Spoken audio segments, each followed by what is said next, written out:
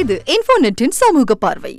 Vibrant Tamil Nadu அனைத்துலக வேளாண் மற்றும் உணவுப் பொருள் வர்த்தக பொருட்காட்சி 30க்கும் மேற்பட்ட நாடுகளில் இருந்தும் இந்தியாவின் பிற மாநிலங்களில் இருந்தும் ஆயிரக்கணக்கான உணவுத்துறை வணிகர்கள் வருகிறார்கள். ஆகஸ்ட் 12 முதல் 15 வரை. இடம் இடாஸ்கட ட்ரேட் சென்டர், வேலம்மாள் வளாகம், மதுரை. மேலும் விவரங்களுக்கு www.vibranttamilnadu.com. உத்தரப்பிரதேச மாநிலம் சவுதார்பூர் கிராமத்தை சேர்ந்த ஆனந்தா பால் அப்படிங்கிறவங்களுக்கு 6 வயசுல தாரா அப்படின்னு ஒரு மகள் இருந்திருக்கிறாங்க.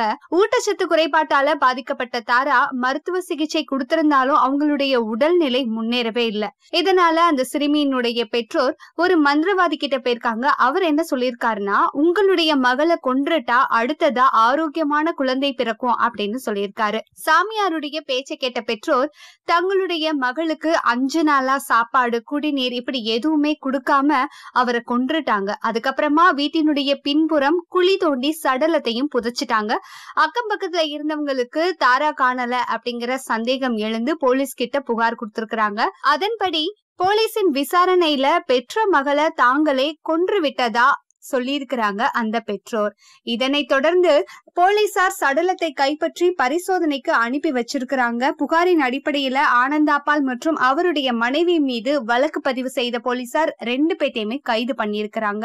ஒரு மந்திரவாதியினுடைய மூடத்தனமான பேச்சை கேட்டு மூட நம்பிக்கையால இப்படி பெற்ற மகளை கொலை செய்த விவகாரம் ரொம்பவே பரபரப்பா பேசப்பட்டு வருது.